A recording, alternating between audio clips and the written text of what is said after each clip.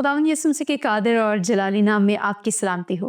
Viewers, programme नाकाबिल यकीन में हम आपको खुशामदीद कहते हैं और एक बहुत ही खूबसूरत और दिलचस्प सिलसिला चल रहा है गुफ्तगू का, जिसमें हम कदीम साइंसदानों के बारे में और साइंस की अहम इजादात के बारे में जान रहे हैं।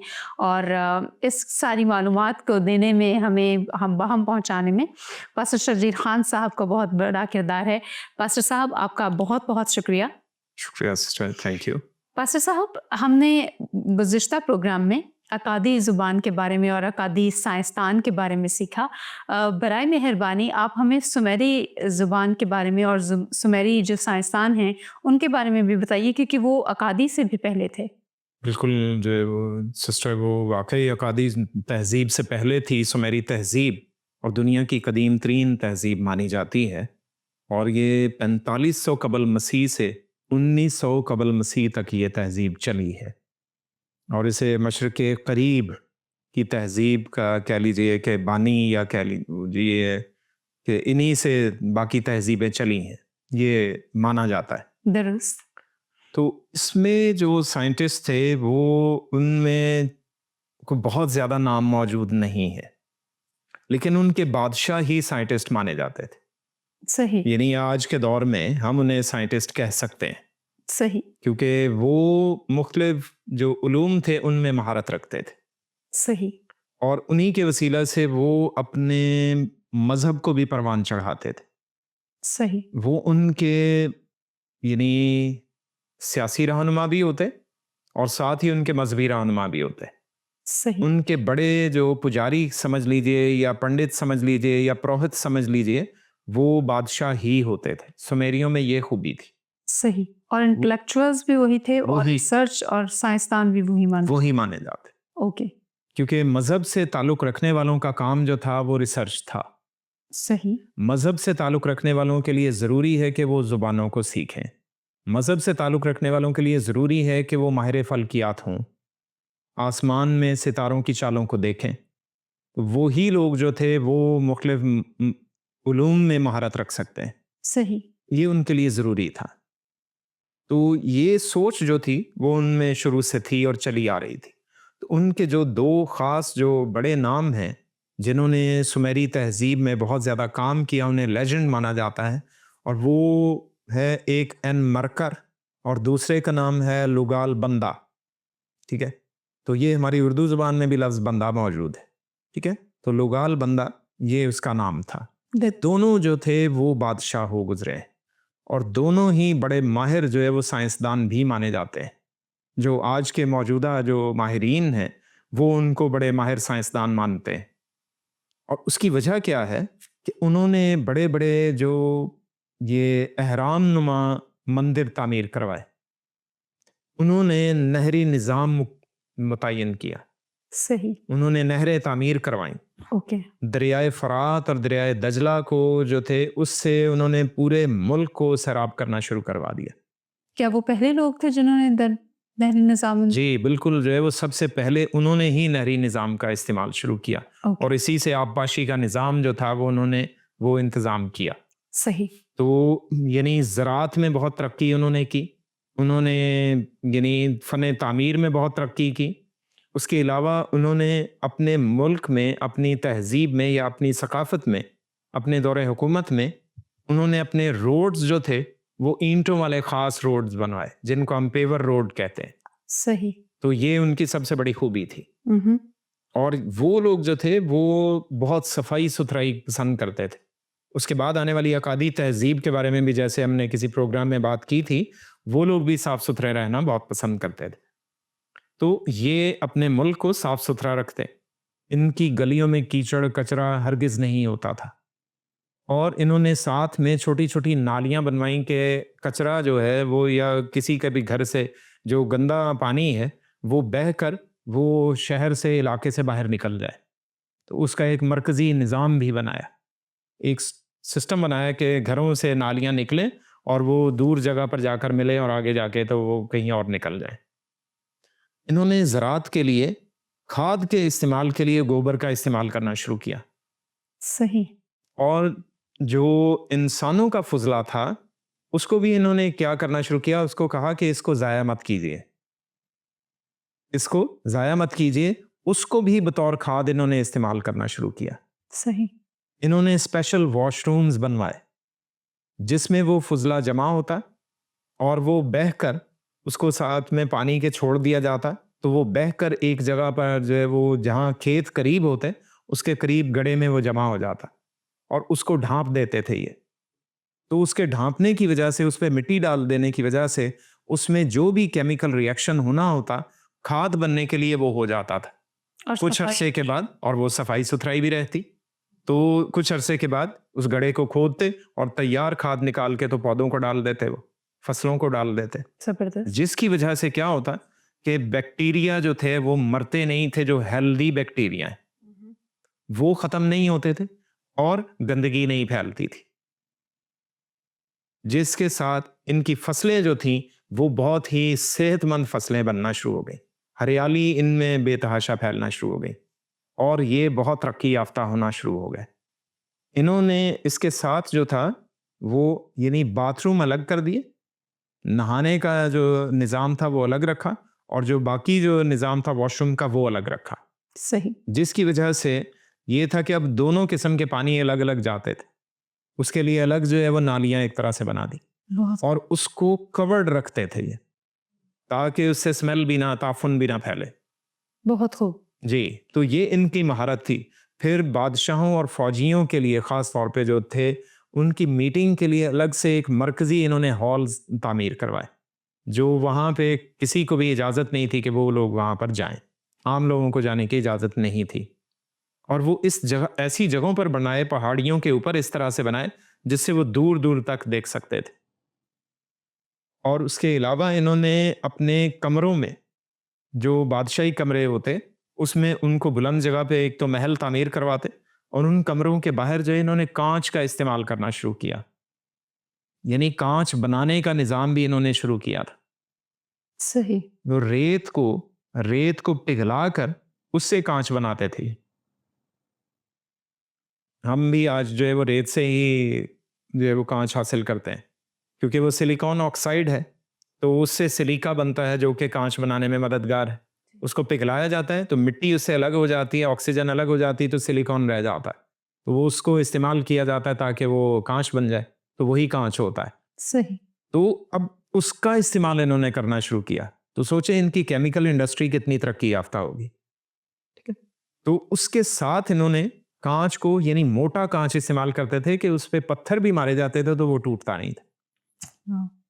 اور پھر اس کو دوربین کے طور پہ استعمال کرنے کا بھی انہوں نے نظام مندروں میں رکھا. صحیح. کانچ کو اتنا موٹا بنایا جاتا, پھر اس کو عدسے کی صورت دی جاتی کہ جس سے آپ دوربین کا کام لے سکتے ہیں, آپ دور دور تک دیکھ سکتے ہیں. تو گیلیلیو فرسٹ انسان نہیں ہے جس نے جو ہے وہ یہ دوربین ایجاد کی ہے. اس سے پہلے یعنی 4500 قبل مسیح کی بات کر رہا ہوں میں, اس وقت یہ تہذیب بنی. پھر 1900 قبل مسیح تک تو یہ چلی ہے, آج سے 4000 سال پہلے تک تو یہ تہذیب ختم ہو گئی ہے. صحیح. اس سے بھی پہلے سے یہ تہذیب چلی آ رہی ہے. صحیح. یعنی ابراہم کی آمد کے بعد جو ہے وہ یعنی ابراہم کے زمانے میں یہ تہذیب ختم ہو گئی. کیا ان کا تھوڑا سا حصہ کوئی باقی رہ گیا ہوگا, کوئی چھوٹا موٹا قبیلہ رہ گیا ہوگا, ان کی تہذیب ختم ہو گئی. لیکن اس سے پہلے یہ بہت ترقی یافتہ لوگ تھے, تو انہوں نے وہ دوربین کا استعمال بھی کیا. اس کے ذریعے وہ آسمان میں ستاروں کی گردش, سیاروں کی گردش کو چیک کیا کرتے تھے. تو یہ جو دونوں بادشاہ تھے, ان مرکر اور لوگل بندہ, یہ جو تھے یہ اس کام میں بہت زیادہ مہارت رکھتے تھے. انہوں نے زبانیں سیکھی, انہوں نے یہ فن تعمیر میں بہت زیادہ کام کیا, انجینئرنگ میں بڑی مہارت حاصل کی. یہ دھاتوں کو پگھلانا اور ریت کو پگھلانا آسان کام نہیں ہے. ٹھیک ہے, اس کے لیے آپ کو ایک تو بہت تیز ہوا چاہیے اور تیز آنچ چاہیے, آگ کی رفتار بھی ہونی چاہیے, اس سے آپ آگ جو ہے وہ ریت کو پگھلا سکتے ہیں. تو اس کے ذریعے جو تھے وہ یہ سارا نظام چلاتے تھے. تو انہوں نے بھٹیاں اس طریقے سے بنائیں کہ اس میں آگ ڈال رہے ہیں اور اس کو دوسری طرف سے جو ہے وہ ہوا دی جا رہی ہے, جیسے دھونکنی ہوتی ہے, تو اس دھونکنی کے ذریعے وہ ہوا کا پریشر جب آگ پہ پڑتا تھا تو وہ دوسرے رخ پہ اس کا رخ جو ہے وہ ہو جائے گا. تو اس کے سامنے انہوں نے کیا ہے وہ چھوٹا منہ کر دیا اس سوراخ کا, تو پھر اس سے کیا ہے بڑی تیزی سے آگ نکلے گی صحیح اور اس کی آنچ بہت تیز ہو جائے گی. تو جس کے سامنے وہ ریت کو رکھتے تھے کہ ریت پگھل جاتی تھی. صحیح تو انہوں نے یہ کافی نظام چلایا. جی پھر انہوں نے یہ بھی دیکھا کہ ہمیں گلوبل وارمنگ کا سامنا نہ کرنا پڑے. اوہ صحیح ہم آج گلوبل وارمنگ کی بات کر رہے ہیں, انہوں نے اس دور میں گلوبل وارمنگ کی بات کی تھی صحیح کہ جو موسم زیادہ گرم نہ ہونے پائے, اس لیے زیادہ سے زیادہ بہتات سے انہوں نے درخت لگانا شروع کیے. زبردست انہوں نے سب سے پہلے تحریری نظام جو تھا وہ اپنی زبان کا لکھا ہے. سمیری جو ہے وہ کتبے موجود ہیں, انہوں نے لکھے. تو اس میں انہوں نے لکھا ہے کہ ہمیں درخت زیادہ اگانے چاہیے تاکہ ہمارے علاقوں میں گرمی نہ بڑھ جائے. زبردست تو اس سے ثابت ہوتا ہے, ہم اس کو آج کی زبان میں تو گلوبل وارمنگ کے بارے میں ان کی اسٹڈی کو کہیں گے نا, اور ہم اس کے علاوہ اور کیا کہہ پائیں گے. درست بالکل درست تو یہ جو تھے وہ اس حد تک یہ سوچتے تھے. پھر میڈیسن میں انہوں نے جو کام کیا وہ نہ صرف جو ہے بیماریاں دیکھتے تھے بلکہ ان کی تشخیص بھی کرتے تھے. اور انہوں نے کتبے بنائے جس میں ہر عضو کے لیے, جسم کے ہر آرگن کے لیے الگ بیماری کے نام بھی لکھے اور اس کا جو ہے وہ ٹریٹمنٹ بھی لکھا, ساتھ میں اس کی تشخیص کا طریقہ بھی لکھا. بہت خوب یعنی وہ ہماری جو کتابیں ہیں وہ چلیں ہمارے پاس لکھی شکل میں موجود ہوتی ہیں, بڑی جو ہے عمدگی سے نفاست سے بنی ہیں, جی لیکن ان کے پاس جو تھا وہ جینوئن نالج تھا. وہ پریکٹیکلی ان چیزوں کو تجربہ کر کے پھر اس کو تحریر کر لیتے تھے. مطلب بڑی مہارت تھی ان کے پاس. تو تشخیص بھی کر رہے ہیں پھر اس کا علاج بھی کر رہے ہیں, تو وہ سب چیز لکھ دیتے ہیں کہ اس چیز کا علاج ہم نے اس چیز سے کیا, ٹھیک ہے, اتنے دنوں میں ہو گیا. یہ بھی انہوں نے لکھا اس طریقے سے کیا اور اس کا یہ حل ہے. ٹھیک تو اس طریقے سے وہ یہ سارا نظام کرتے. اس کے علاوہ میتھمیٹکس میں ملٹیپلیکیشن کا سسٹم, ضرب دینے کا نظام انہوں نے مقرر کیا, انہوں نے تیار کیا ہے. صحیح ڈویژن تقسیم کرنے کا نظام انہوں نے قائم کیا ہے. واو ہم آج بھی وہی استعمال کر رہے ہیں, صحیح ٹھیک ہے. جمع نفی کے لیے بھی جو ہے وہ استعمال کیا جاتا ہے وہی انہی کا نظام. صحیح جو ہمارے پاس یہ پلس کا سائن ہے, جی ٹھیک ہے, یہ سمیری زبان یا سمیری دور سے ہی چل رہا ہے جمع کرنے کے لیے. صحیح ملٹی پلائی کے لیے بھی وہ اسی کو تھوڑی سی اس کی صورت بدلتے تھے تو پھر یہ استعمال کیا جاتا تھا. بہت خوب تو یعنی اس کا صرف رخ چینج ہوا, باقی اور اس میں کوئی چیز تبدیل نہیں کی گئی. تو اس لیے یہ ان کا ہی دیا ہوا ایک کہہ لیجیے کہ ہمارے پاس ایک تحفہ ہے جو ہم استعمال کر رہے ہیں. صحیح اور پھر ہم میتھمیٹکس میں اسکوائر روٹ نکالتے ہیں, جی جی ٹھیک ہے, پھر کیوب روٹ نکالتے ہیں. صحیح یہ انہوں نے بتایا ہے. واو وہ اس دور میں یہ اسکوائر روٹ نکالا کرتے تھے صحیح اور کتبوں پہ انہوں نے باقاعدہ نکال کے لکھ کے دکھائے ہوئے ہیں اور ایگزیکٹ ویلیوز نکالی ہوئی ہیں. جو کیلکولیٹر سے جو ویلیوز آتی ہیں وہ انہوں نے کی ہوئی ہیں. صحیح جیومیٹریکل جو شکلیں ہیں, جو اشکال بنتی ہیں مختلف, اسکوائر ہو گیا, کیوب ہو گیا, جو ریکٹینگل, یہ ساری چیزیں, تو چوکور, گول, یہ بیزوی وغیرہ, یہ سب شکلیں انہوں نے جو ہے اپنے کتبوں پہ بنائی ہوئی ہیں صحیح اور وہ سکھاتے تھے کہ کس طرح سے یہ چیزیں بنیں گی. اور اس کے علاوہ فن تعمیر میں مہارت ان کی یہ دیکھیے کہ آپ پیپر کے اوپر, پیپر سمجھ لیجئے, مثال دے رہا ہوں, پیپر کو اس طریقے سے استعمال کریں پہ اس کے اوپر آپ کی یہ بک یا بائبل مقدس کا وزن جو ہے وہ یہ بآسانی سہار لے. اچھا, یعنی یہ معلق رہے اور وہ جی. اس کو ہولڈ کر سکے. بالکل اوکے, جی, ٹیبل کی طرح. بالکل. صحیح تو ہم اب دیکھتے ہیں کہ اس کو مختلف شکلوں کے ذریعے اس کو جو ہے وہ استعمال کیا جاتا ہے کہ اس کو پیپر کو ایسی شکل دی جائے کہ وہ یہ وزن اس کے اوپر جو ہے وہ بآسانی آ جائے. ٹھیک تو پتوں کے ذریعے, لکڑی کے ذریعے, وہ لکڑی کا استعمال کیا کرتے تھے, تو لکڑی کو اس طریقے سے جو ہے وہ شکل دینے کی کوشش کرتے کہ وہ زیادہ سے زیادہ وزن سہار سکے. زبردست. پتھروں کو وہ ان کے ساتھ کیونکہ جو ہے وہ یقیناً کوئی نہ کوئی ان کا کنیکشن جائنٹس کے ساتھ بھی ہے، تو اس کے ذریعے بھی وہ بہت سی چیزیں سیکھتے تھے. میں آپ سے یہی سوال پوچھنا چاہ رہی تھی کہ کیا یہ لوگ جس طرح سے ان کی آپ باتیں ہمیں بتاتے ہیں تو ہم لوگ یہ سوچنے پر مجبور ہو جاتے ہیں کہ اگر ان کے پاس اتنا نالج تھا تو پھر ہم آج دوبارہ سے کیوں گین کر رہے ہیں یا ہم اتنی اسٹرگل دوبارہ کیوں کر رہے ہیں؟ کیا یہ جائنٹس کا دور ہے یا یہ جائنٹس تھے یا عام بنی نوع انسان میں سے تھے یا ان کا تعلق ان سے تھا؟ یہ عام انسان ہی تھے، اوکے، لیکن ان کے ساتھ جو ہیں وہ قومیں بھی بستی ہیں جو جائنٹس کی قومیں ہیں. ٹھیک ہے، ان کی نسلیں مختلف قبائل کی صورت میں بستی ہیں، تو یہ ان کے ساتھ بالکل الحاق میں تھے، تو ان سے رابطے میں تھے، کیونکہ انہی میں سے کئیوں کو تو یہ دیوی دیوتا مانتے تھے. اوکے، تو دیوی یا دیوتا ماننے کا ایک سمپل سا نظام ہے، وہ یہ کہ انسان کی عمر جو ہے وہ 100-120 سال ہو جائے گی، چلو 200 سال ہو جائے گی، صحیح، لیکن ایک اور جو ہے وہ آپ سے بہت ہی قداور، بہت ہی طاقتور اور بہت ہی لمبا چوڑا جو ہے وہ کوئی شخص یا انسان نما ہو، تو وہ 300-400 سال زندہ رہے. تو ایک نسل گزر جائے پھر دوسری نسل بھی گزر جائے تو وہ تب بھی موجود ہو، درست، تو اس کو جو ہے وہ لوگ کیا تھے اس دور میں اس کو دیوی دیوتا مان لیتے تھے. ٹھیک، تو یہی ان کا جائنٹس کا سلسلہ تھا. صحیح، تو پیدائش 6 باب میں لکھا ہوا ہے کہ ان دنوں میں زمین پر جبار تھے اور وہ بڑے نامور تھے. درست، تو نامور اسی وجہ سے تھے صحیح، کیونکہ ان کی عمریں زیادہ ہیں، ان کی طاقت زیادہ ہے، ان کے پاس علم زیادہ ہے، اس وجہ سے وہ نامور ہوا. اور ان کی عمر کے باعث کیا ہے، لوگ ان کی پوجا کرنے شروع ہو جاتے تھے. ایک نسل گزر گئی، دوسری بھی گزر گئی، تو وہ ابھی تک موجود ہیں. اور تیسری نسل آئی تو انہوں نے دیکھا کہ یہ تو جو ہے وہ ہمارے باپ دادا کے زمانے سے موجود ہیں اور وہ تو ابھی رہے نہیں.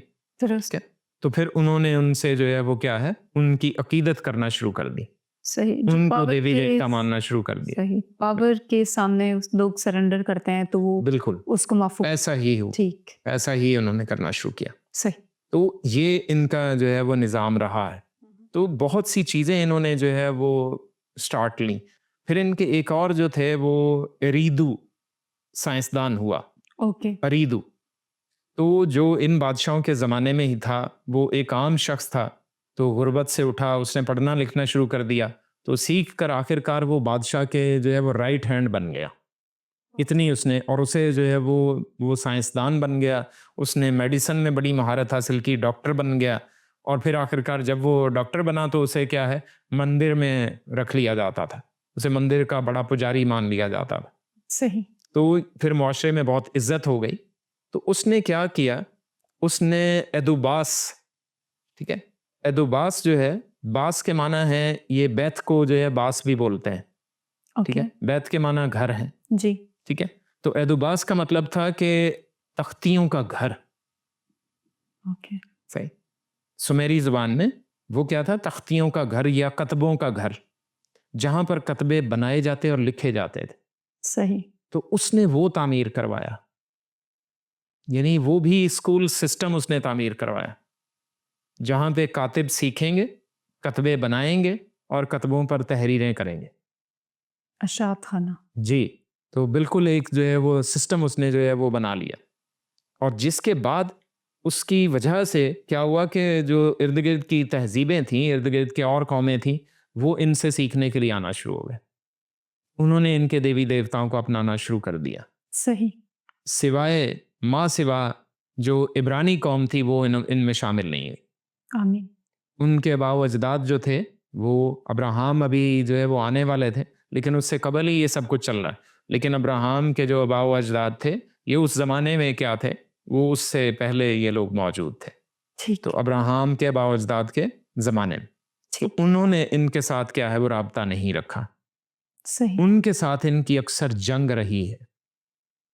ٹھیک، لیکن آہستہ آہستہ جب یہ وقت گزرتا چلا گیا تو پھر کیا ہے، ابراہم کے دور میں بھی کیونکہ یہ لوگ موجود تھے تو انہوں نے اپنے کتبوں میں، سمیری کتبوں میں بھی ابراہم کو بطور ایک بادشاہ لکھا ہے.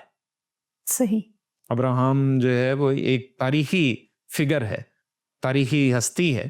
تو اس چیز کا ثبوت جو ہے وہ سمیری کتبے اور اکادی کتبے وہ دونوں دیتے ہیں. ٹھیک ہے، ٹھیک ہے، اور میسوپوٹامیہ کے جو کتبے ہیں وہ بھی اس بات کی گواہی دیتے ہیں. صحیح. اور اس میں جو تھا یہ اور کلدانیوں کا اور جہاں سے ابراہم آئے ہیں، وہ ہم بائبل مقدس میں پڑھتے ہیں کہ خداوند یہ فرماتا ہے، ابراہم سے کہا اس نے کہ میں نے تجھے کلدانیوں کے اور میں سے بلایا. ٹھیک ہے. تو وہ اور جو علاقہ تھا وہ سمیری تہذیب کے انڈر تھا، اور وہ جو تھے وہ بڑی بڑی اونچی عمارتیں بنانے میں ماہر تھے. صحیح.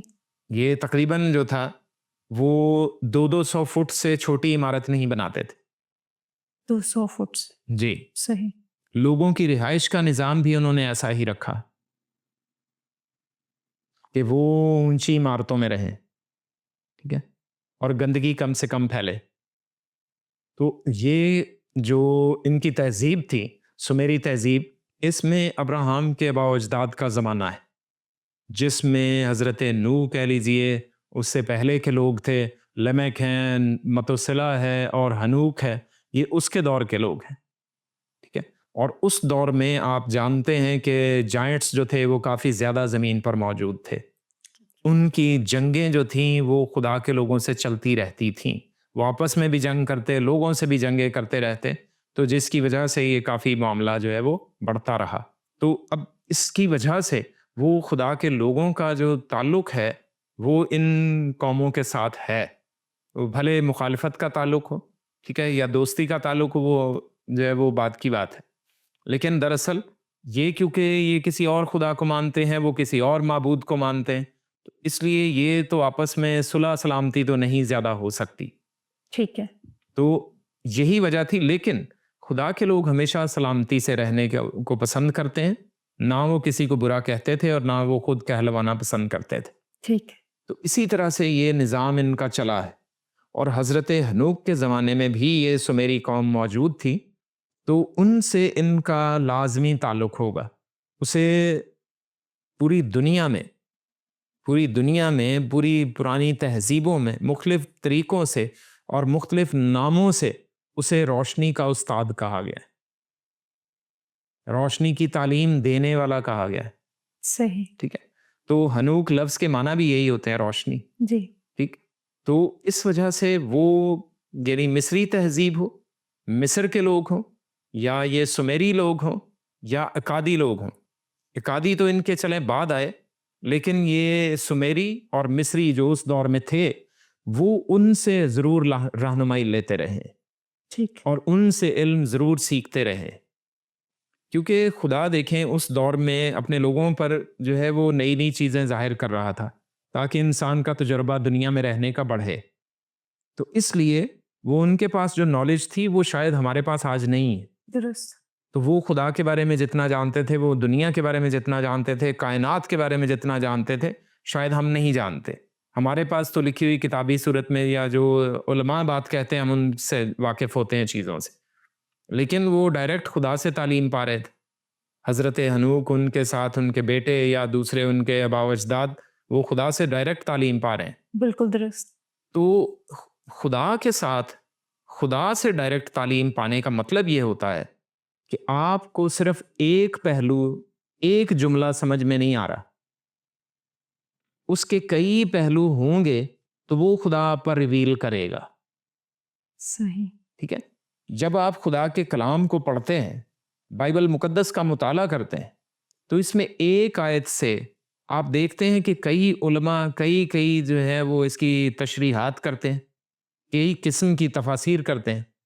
ڈاکٹرائنز بن جاتی ہیں بہت ساری ایک آیت پہ. وہ بات الگ ہے، ڈاکٹرینز کی بات میں نہیں کر رہا ہوں، تعلیمات کی بات نہیں میں کر رہا ہوں، یعنی وہ اس کے کئی پہلو ہمارے سامنے اجاگر کر دیتے ہیں. صحیح. میں ان کی بات کر رہا ہوں. اچھا. جو حقیقت ہوتی ہے. ٹھیک ہے. کیونکہ خدا کا کلام صرف ایک ہی زمانے کے لیے تو نہیں ہے، درست. یہ تینوں زمانوں کے لیے کہہ لیجئے، بلکہ ہر زمانے کے لیے ہے. ماضی، حال، مستقبل کو یہ ایڈریس کرتا ہے خدا کا کلام. حضرت ہنوک ابراہم سے بھی سینکڑوں سال پہلے موجود ہے. بالکل صحیح. لیکن وہ دنیا کے اینڈ کے بارے میں بتا رہے ہیں. انہوں نے نبوتیں کی. ہم یہودا کے خط میں پڑھتے ہیں وہ نبوت کہ خداوند جو ہے وہ آیا اور وہ اپنے لاکھوں قدوسیوں کے ساتھ آیا. ٹھیک ہے.